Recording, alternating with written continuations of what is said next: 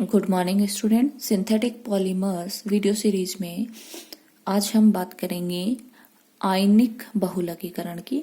पिछले वीडियो में हमने देखा था कि क्रियाकारी अणु कोई मुक्त मूलक हो सकता है या आयन हो सकता है। मुक्त मूलक क्रियाविधि अपन ने पढ़ी, आज अपन बात करेंगे आयनिक क्रियाविधि। अब ये आयन अपन को पता है दो हो सकते हैं, या तो हो सकता है धनायन या कौन हो सकता है ऋणायन। तो अभी अपन बात करेंगे आयनिक वायनिल बहुलकीकरण। देखिए, आयनिक वायनिल बहुलकीकरण। देखिए, उसमें सबसे पहले मैं बोलो कि मैं ले लेती हूं धनायनी बहुलकीकरण, और नाम से ही पता पड़ रहा है कोई धनायन होगा। देखिए, ये अभिक्रियाएं प्रोटोनी अथवा लुईस अम्लों के द्वारा उत्प्रेरित होती हैं। इन अभिक्रियाओं को प्रारंभ करने वाला कण कोई इलेक्ट्रोफाइल होता है, धनायनी कण होता है इलेक्ट्रोफाइल। क्लियर, ध्यान रखेंगे। जब यह इलेक्ट्रोफाइल एल्कीन के अणु पर आक्रमण करता है तो एक कार्बोकेटाइन बनता है। तो ध्यान रखेंगे, इंटरमीडिएट कार्बोकेटाइन बनते हैं जो स्वयं एक इलेक्ट्रोफाइल की भांति व्यवहार करके अन्य एल्कीन अणु पर आक्रमण करेगा और एक नया कार्बोकेटाइन बनेगा जो फिर से क्या होगा, एक इलेक्ट्रोफाइल, और अभिक्रिया जारी रहेगी। क्लियर। अब चूंकि इन पदों में एक कार्बोकेटाइन से दूसरा बड़ा कार्बोकेटाइन बनता है, अतः इन पदों को श्रृंखला बढ़ाने वाला पद कहा जाता है। क्लियर। और अब देखिए, ये अपन को पता है अभिक्रिया में 3 स्टेप होंगे: श्रृंखला प्रारंभन पद, श्रृंखला को बढ़ाने वाला पद और श्रृंखला समाप्त करने वाला पद। अब देखिए, सबसे पहले मैं बात कर लेती हूँ श्रृंखला प्रारंभन की। तो चैन इनिशिएशन स्टेप, फर्स्ट स्टेप होता है, मैं फर्स्ट लिख देती हूँ। देखिए उसमें क्या होता है, फर्स्ट स्टेप में अपन को पता है श्रृंखला को प्रारंभ करना है फर्स्ट स्टेप में। देखिए, और वो कौन करेगा, इलेक्ट्रोफाइल। तो देखिए CH2 डबल बॉन्ड CH, और ये क्या हो गया G। अब देखिए, अगर मान लीजिए इलेक्ट्रोफाइल को श्रृंखला को प्रारंभ करना है तो ये इलेक्ट्रोफाइल खुद इलेक्ट्रॉनिकली क्या होता है, न्यून। इलेक्ट्रॉनिकली न्यून है तो ये ऐसी जगह पे अटैक करेगा जो इलेक्ट्रॉनिकली क्या हो, रिच। क्लियर। तो देखिए, अगर मान लीजिए ये G कोई डोनेटिंग ग्रुप होगा तो ये इलेक्ट्रॉन देगा, और अगर ये इलेक्ट्रॉन डेंसिटी को बढ़ाएगा। अगर ये खींचने वाला ग्रुप होगा तो ये इस एथिलीन मॉलिक्यूल से इलेक्ट्रॉन ले लेगा और इलेक्ट्रॉन डेंसिटी को क्या कर देगा, कम। इसका मतलब ये G है, ये कैसा ग्रुप होना चाहिए, ये होना चाहिए इलेक्ट्रॉन देने वाला ग्रुप। क्लियर, ध्यान में रखेंगे। जब ये इलेक्ट्रॉन देगा तो देखना बंध के इलेक्ट्रॉनों की शिफ्टिंग हो जाएगी इधर। क्लियर। अब ये जो साइट है ये इलेक्ट्रॉनिकली रिच हो गई, इस पे इजीली कौन अटैक कर देगा, इलेक्ट्रोफाइल। और जैसे ये अटैक करेगा देखना क्या बन जाएगा, इलेक्ट्रोफाइल आके इससे जुड़ेगा, ये बनेगा CH2 CH, और यहाँ कौन है, G। और अब चूंकि देखो इधर से बॉन्ड के इलेक्ट्रॉन शिफ्ट हुए, इस पे प्लस और इस पे क्या आया, माइनस, तो ये बन गया कार्बोकेटाइन। यही अपन ने कहा था कि कार्बोकेटाइन बनेगा। क्लियर। ये मेरा हो गया चैन इनिशिएशन स्टेप। एक बार दोबारा देख लें, धनायनी बहुलकीकरण किसकी प्रेजेंस में होती है, इलेक्ट्रोफाइल की प्रेजेंस में। इंटरमीडिएट कार्बोकेटाइन बनता है, वो दूसरे एथिलीन अणु के साथ अभिक्रिया करेगा और दूसरा कार्बोकेटाइन बनेगा। इस प्रकार श्रृंखला जैसे जैसे आगे बढ़ेगी वैसे वैसे बड़ा कार्बोकेटाइन बनता जाएगा। अब चूंकि इलेक्ट्रोफाइल की उपस्थिति में होती है अभिक्रिया, तो ये वाला ग्रुप कोई इलेक्ट्रॉन रिलीजिंग ग्रुप होना चाहिए जो इजीली अपने इलेक्ट्रॉन लूज कर दे। तो यहाँ पे इलेक्ट्रॉन डेंसिटी क्या हो जाएगी, बढ़ जाएगी, और इलेक्ट्रोफाइल का अटैक क्या हो जाएगा, इजी। क्योंकि इलेक्ट्रोफाइल खुद इलेक्ट्रॉनिकली न्यून होता है, इसलिए ऐसी साइड पे अटैक करता है जो इलेक्ट्रॉनिकली क्या हो, रिच। अब जब ये बंद के इलेक्ट्रॉन दे देगा तो ये इलेक्ट्रॉनों की शिफ्टिंग इधर होगी, तो यहाँ क्या आएगा, माइनस, यहाँ प्लस, इलेक्ट्रोफाइल अटैक, और ये क्या बन गया, कार्बोकेटाइन। क्लियर। अब देखिए, सेकंड स्टेप जो होता है वो होता है चैन प्रोपेगेशन स्टेप। चैन प्रोपेगेशन स्टेप में ये बना हुआ कार्बोकेटाइन दूसरे एथिलीन मॉलिक्यूल पे क्या करता है, अटैक। तो करेगा, देखना CH2 डबल बॉन्ड CH, और ये G मैंने आपको पहले ही समझा चुका है, कोई इलेक्ट्रॉन रिलीजिंग ग्रुप होगा। जैसे ये इलेक्ट्रॉन रिलीज करेगा ये प्लस, और ये क्या, सॉरी इधर शिफ्टिंग होगी, ये माइनस और ये क्या बनेगा प्लस। अब ये अटैक करेगा, बना हुआ इलेक्ट्रोफाइल इलेक्ट्रॉनिकली रिच साइट पे अटैक, और जैसे ही अटैक होगा देखना ये आपस में जुड़ जाएंगे क्या, और जैसे ही जुड़ेंगे क्या बन जाएगा, ये CH2G, और ये इससे आके जुड़ेगा तो क्या बना देगा CH2CHG और कार्ब कैटाइन। तो देखिए बड़ा कार्ब कैटाइन बन गया, और इस प्रकार अभिक्रिया चलती रही। क्लियर?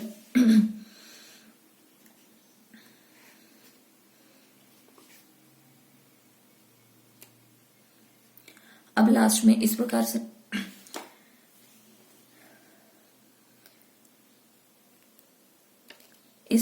इन पदों के माध्यम से एल्कीन अणु श्रृंखला के रूप में जुड़ते जाते हैं और बहुलक श्रृंखला बढ़ जाती है, और अंत में एक प्रोटॉन के निष्कासित होकर बहुलक अणु का निर्माण हो जाता है, और इसको अपन बोलते हैं चैन टर्मिनेशन स्टेप, जिसको अपन थर्ड स्टेप बोलते हैं। एक प्रोटॉन का निष्कासन होगा, और जैसे ही देखिए कैसे होगा, CH2G, और ये हो गया CH2CH प्लस N-G। ये कार्बोकेटाइन मेरे पास बनी हुई बहुलक श्रृंखला, और देखिए अब यहां से प्रोटॉन का निष्कासन मतलब H प्लस के रूप में निकलेगा, तो यहाँ पे बंद के इलेक्ट्रॉन दे के जाएगा, और फिर इन दोनों के बीच में क्या बन जाएगा, बॉन्ड। जैसे ही बॉन्ड बनेगा ये क्या बन जाएगा, CH2CHG डबल बॉन्ड CHG, और श्रृंखला का देखिए क्या हो जाएगा, समापन। क्लियर? तो ये मेरा हो गया धनायनी बहुलकीकरण। एक बार दोबारा देख लीजिए, इलेक्ट्रोफाइल की प्रेजेंस में होगा, इलेक्ट्रोफाइल आएगा, अटैक करेगा, कार्बोकेटाइन बनेगा, चैन इनिशिएशन श्रृंखला प्रारंभ करने वाला पद, श्रृंखला को बढ़ाने वाले पद में वापस किसी एथिलीन अणु के साथ अभिक्रिया और करके दूसरा नया बड़ा कार्बोकेटाइन बनेगा, और इस प्रकार श्रृंखला बढ़ती जाएगी। चैन प्रोपेगेशन स्टेप, टर्मिनेशन स्टेप में प्रोटॉन का निष्कासन, और यहाँ पे अपन को क्या मिल जाएगा, बहुलक। क्लियर? अब देखिए ये तो था धनायनी बहुलकीकरण। अब मैं बात कर लेती हूँ यहाँ पे ऋणायनी बहुलकीकरण की। तो देखिए ऋणायनी बहुलकीकरण, अब यहाँ पे अगर ऋणायनी बहुलकीकरण को प्रारंभ करने वाला कोई ऋणायन या नाभिक स्नेही, चूंकि अपन ने कहा धनायनी बहुलकीकरण में कौन होता है, इलेक्ट्रोफाइल, तो ऋणायनी चेंज होते ही बोलो क्या हो जाएगा, न्यूक्लियोफाइल। क्लियर? ध्यान रखेंगे। सामान्यतः इन अभिक्रियाओं में सोडामाइड क्षार का उपयोग किया जाता है, और अभिक्रिया 3 स्टेप में संपन्न होगी, first, second and third, chain initiation, propagation and termination. अब देखिए मैं बात कर लेती हूँ, कोई न्यूक्लियोफाइल आएगा, न्यूक्लियोफाइल है तो मैं उसको दिखा देती हूँ। मान लीजिए क्षार सोडामाइड ये होता है NaNH2, Na प्लस और NH2 माइनस, तो ये मेरा न्यूक्लियोफाइल हो गया। क्लियर? NH2 माइनस, तो मैं ऐसे दिखा देती हूँ Z माइनस। क्लियर? और ये अपन को पता है इलेक्ट्रॉनिकली बोलो क्या होता है, रिच, तो खुद ऐसी साइट पे अटैक करेगा जो इलेक्ट्रॉनिकली क्या हो, न्यून, और ये इलेक्ट्रॉनिकली न्यून साइट कब होगी, जब ये इलेक्ट्रॉन देने वाला नहीं, कौन सा वाला ग्रुप हो, इलेक्ट्रॉन लेने वाला, और जब इलेक्ट्रॉन लेने वाला ग्रुप होगा तो शिफ्टिंग होगी इधर। क्लियर? जस्ट उल्टा धनायनी का, यहाँ पे उस टाइम अपन ने लिखा था इलेक्ट्रोफाइल, यहाँ मैंने लिखा है न्यूक्लियोफाइल। इलेक्ट्रोफाइल होता है इलेक्ट्रॉनिकली डेफिशिएंट, ये होता है रिच। इलेक्ट्रोफाइल उस साइट पे अटैक करता है जो इलेक्ट्रॉनिकली रिच हो, लेकिन ये ऑलरेडी इलेक्ट्रॉनिकली रिच है, इसलिए उस साइट पे अटैक करता है जो इलेक्ट्रॉनिकली क्या हो, न्यून। क्लियर? वहां पे जी कोई देने वाला ग्रुप होता है तभी यहाँ इलेक्ट्रॉन डेंसिटी बढ़ती है, चूंकि यहाँ पे अपन को इलेक्ट्रॉनिकली न्यून चाहिए, इसलिए इलेक्ट्रॉन लेने वाला ग्रुप होना चाहिए, विड्रॉ करने वाला कोई ग्रुप होना चाहिए। आके ये जुड़ेगा, वहां पे बन रहे थे कार्बोकेटाइन, और यहाँ पे देखना जब ये आके जुड़ेगा तो यहाँ प्लस और यहाँ माइनस, तो ये बनेंगे कार्बेनाइन। क्लियर? बस ये डिफरेंस है, बाकी अभिक्रिया सेम चलेगी। यहाँ ये बनेगा ZCH2 माइनस, वापस ये बने हुए उस पर अटैक करेगा कोई दूसरे एथीन मॉलिक्यूल पे। देखिए CH2 डबल बॉन्ड CHG और G इलेक्ट्रॉन विथड्रॉइंग ग्रुप है, ये इधर, इसका अटैक इधर, और जैसे ही होगा यहाँ पे ये आके जुड़ जाएगा CH2 और ये बन जाएगा माइनस, और इस प्रकार श्रृंखला बढ़ती जाएगी। क्लियर? ये हो गया कार्बेनाइन। अब अपन को क्या करना है, इसका करवाना है टर्मिनेशन। देखिए ये हो गया माइनस, इसको मैं हटा देती हूं CH2।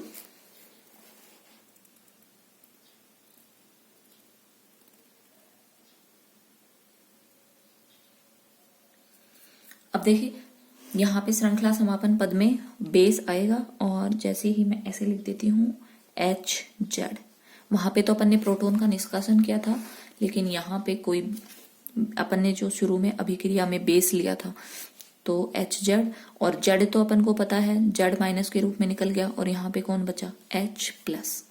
तो एक दोबारा देख लीजिए एक बार, यहाँ पे अपन ने जब अभिक्रिया स्टार्ट करवाई थी तो अपन कोई क्षार लेते हैं, जैसे NaNH2, तो ये प्लस और ये माइनस। क्लियर? तो मैं इसको ऐसे लिख देती हूं कि ये मान लीजिए मेरा कोई क्षार है,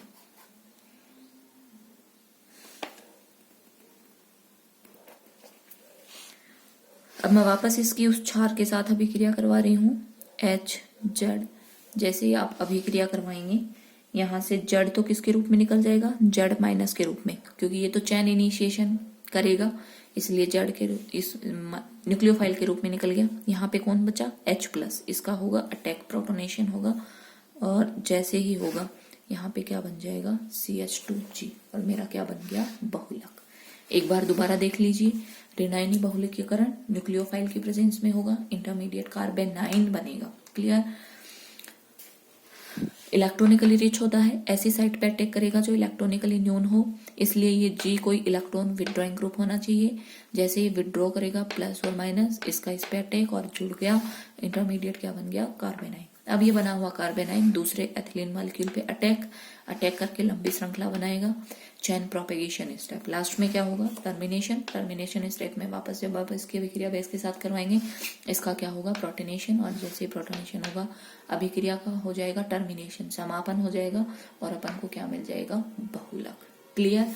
तो ये दोनों जो मैकेनिज्म है ये आप लोग ध्यान में रखेंगे। क्लियर? अब देखिए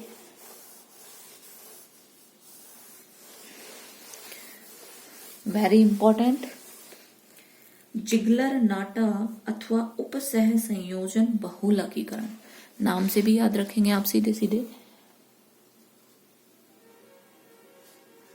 जिगलर नाटा अथवा उपसह संयोजन बहुलकीकरण।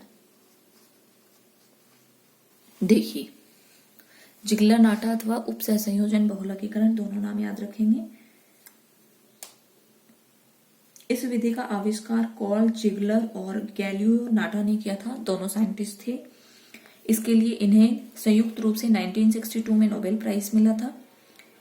और इस विधि में प्रयुक्त किए जाने वाला जो विशेष उत्प्रेरक है वो इन्हीं वैज्ञानिकों के सम्मान में जिगलर नाटा कैटलिस्ट, देखिए जिगलर नाटा कैटलिस्ट उत्प्रेरक, दोनों वैज्ञानिक थे जिगलर एंड नाटा, इन्हीं के सम्मान में इसको जिगलर नाटा कैटलिस्ट बोला। और इस प्रक्रम के द्वारा जो बहुलक बना उस प्रक्रिया को बोला जिगलर नाटा बहुलकीकरण। क्लियर? चूंकि इस विधि में असंतृप्त वाइनिल समूह, ध्यान दें, असंतृप्त वाइनिल समूह इस उत्प्रेरक के साथ उपसह संयोजी बंध बनाता है, उपसह संयोजी बंध बनाता है, इस कारण इसे उपसह संयोजी बहुलकीकरण भी कहते हैं। ध्यान में रखेंगे, दोबारा सुन लें, जिगलर नाटा अथवा उपसह संयोजी बहुलकीकरण, जिगलर और नाटा दो जो साइंटिस्ट थे इनके द्वारा खोजा गया था, इसके लिए इन्हें नोबेल प्राइज भी मिला था। जो उत्प्रेरक काम में लिया उसका नाम इन्हीं के सम्मान में जिगलरनाटा उत्प्रेरक बोल दिया गया। अब ये जिगलरनाटा उत्प्रेरक है, इससे ये असंतृप्त वाइनिल समूह उपसह संयोजी बंध के द्वारा जुड़ा हुआ होता है, क्रिया करता है, तो इसीलिए इसको अपन बोलते हैं उपसह संयोजन बहुलकीकरण। क्लियर। अब ये जिगलरनाटा उत्प्रेरक देखिए कैसे बनता है। जिगलरनाटा उत्प्रेरक को बनाने के लिए संक्रमण धातु के लवण में एल्केल धातुओं को सह उत्प्रेरक के रूप में मिलाया जाता है। सामान्य जो जिगलरनाटा कैटेलिस्ट होता है वो होता है टाइटेनियम टेट्राक्लोराइड तथा ट्राई एथिल एल्यूमिनियम, ये होता है जिगलरनाटा कैटेलिस्ट, आपको ध्यान में रखना है।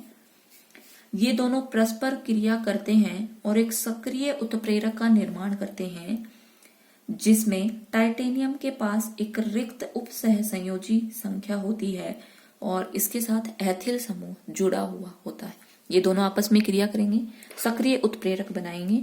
वो देखिए कैसा होता है। Ti4 तो इस टाइटेनियम से कौन जुड़े हुए होते हैं, क्लोरीन, और एक इससे कौन जुड़ा हुआ होता है, एथिल समूह, देखिए CH2 CH3, और एक जो इसकी साइट होती है उपसह संयोजी संख्या वो बोलो क्या होती है, रिक्त। टाइटेनियम की 6 उपसह संयोजी संख्या में 4 तो जुड़े हुए होंगे क्लोरीन, एक जुड़ा हुआ होगा एथिल, और एक साइट होती है वो कैसी होती है, रिक्त। क्लियर।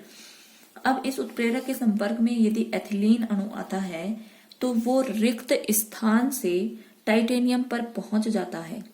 तो जैसे ही देखिए इसकी रिक्त साइट से कैसे होगी, देखिए मैकेनिज्म, ये रिक्त साइट है इसकी।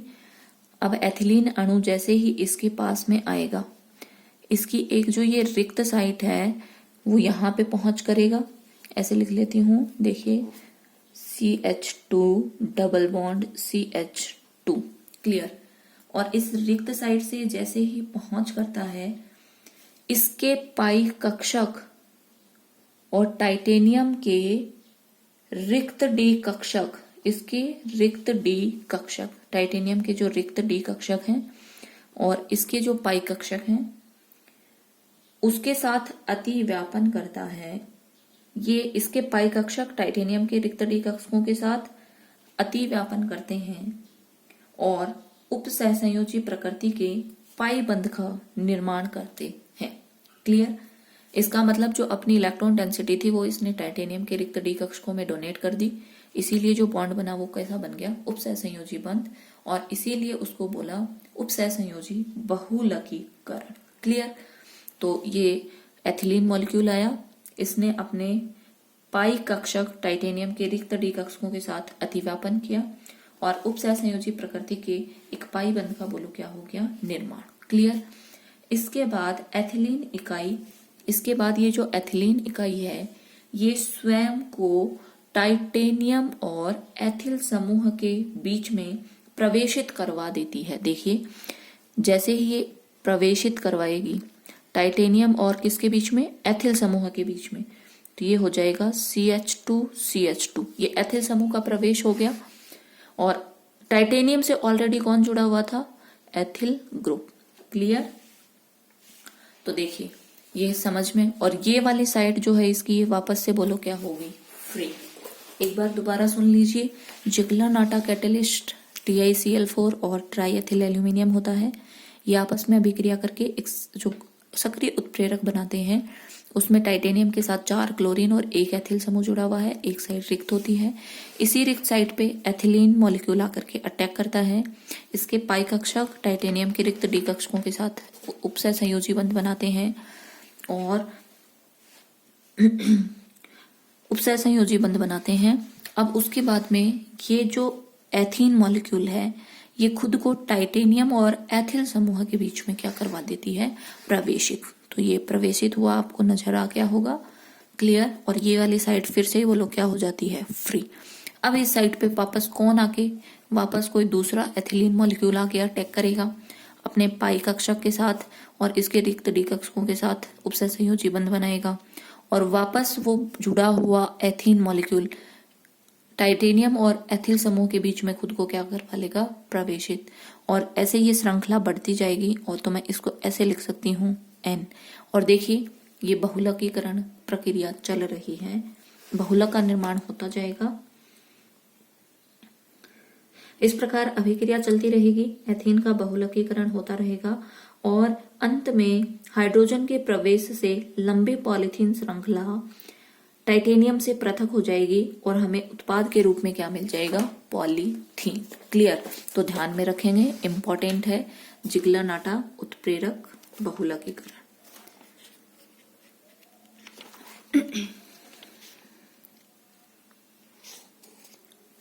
अब वाइनिल बहुलकों का त्रिविमीय रसायन देख लीजिए।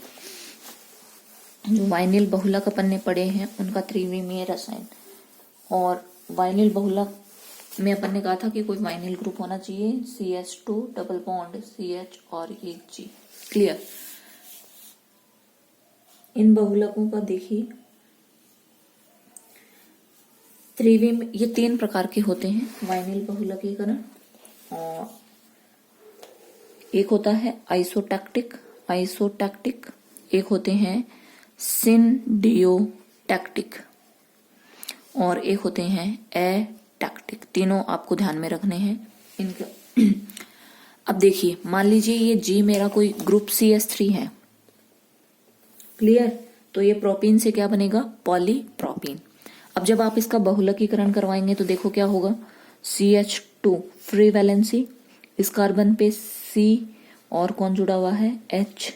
यहाँ कौन जुड़ा हुआ है? CH3। बहुत सारे मॉलिक्यूल जुड़ेंगे, CH2, ये C, H और CH3 और फ्री वैलेंसी। ऐसे कर देती हूँ मैं, फ्री वैलेंसी था, इसी पे आके दूसरा, ये एक मॉलिक्यूल, ये दूसरा, ऐसे आके आपस में जुड़ते जाएंगे। अब ये वाले कार्बन को आप देखिए, इस कार्बन से जुड़े हुए सारे ग्रुप अलग अलग हो गए, इसलिए कायरेल कार्बन हो गया और असम्मित कार्बन परमाणु इसको अपन बोलते हैं। क्लियर? अब देखिए, ये असम्मित कार्बन परमाणु है। अब मैं बात करती हूँ आइसोटैक्टिक।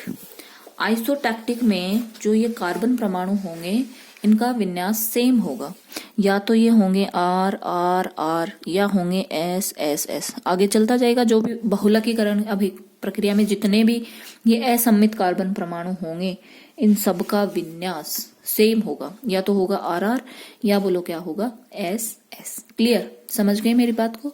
देखें, अगर सिनडियोटैक्टिक है तो वहां पे अल्टरनेट ऑर्डर में इनका विन्यास चेंज होगा। जैसे अगर मान लीजिए पहला कार्बन परमाणु असम्मित कार्बन परमाणु R है तो फिर दूसरा क्या होगा? S, तीसरा R S R S, alternate क्रम में चलते जाएंगे।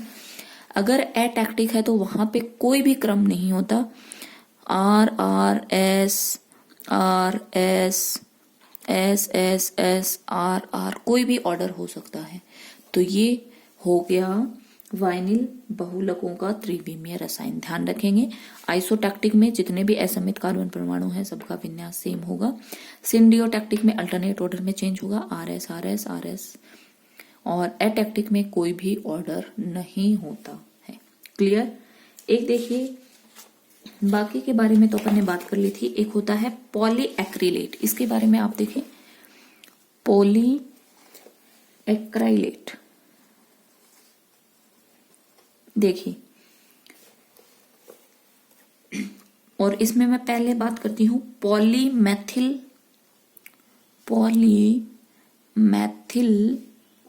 मैथेक्रिलेट। और जब वर्गीकरण पढ़ा था तब इसके बारे में अपन ने बात की थी, ध्यान में रखेंगे। देखें क्या होता है मैथेक्रिलेट। ये संरचना इसकी देखिए, CH2 double bond C CH3 COO CH3, इसको बोलते हैं मैथेक्रिलेट।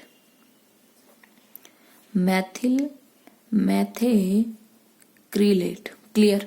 अब जब इसका बहुलक बनाओगे तो कैसे बनेगा? देखिए, CH2 ये फ्री वैलेंसी, ये हो गया C, ये हो गया CH3, यहाँ पे एक देखिए CH3 जुड़ा हुआ है, इसके साथ एक COO CH3 जुड़ा हुआ है, COO CH3, और एक वैलेंसी इसकी हो गई free. Clear? Double bonded carbon की वैलेंसी फ्री इधर और इधर, और ये हो गया N। बहुत सारे आपस में जुड़ेंगे, इसको अपन बोलते हैं, ये था मैथेक्रिलेट, तो इसको अपन बोलेंगे पॉलीमैथिल मैथेक्रिलेट। क्लियर? और ये पॉलीमेथेमेथिक रिलेट जो होता है, ध्यान रखेंगे, इसी को अपन बोलते हैं ल्यूसाइट, इसी को अपन बोलते हैं प्लेक्सी ग्लास, या इसी को बोलते हैं एक्रीलाइट। ध्यान में रखेंगे सारे नाम इसके। इसी को अपन बोलते हैं ल्यूसाइट, इसी को अपन बोलते हैं प्लेक्सी ग्लास, इसी को अपन बोलते हैं एक्रीलाइट। और ये इंपॉर्टेंट इसलिए है क्योंकि ये ग्लास है और ये वायुयान की खिड़कियां जो होती हैं उनको बनाने के काम में आता है। क्लियर? Thank you.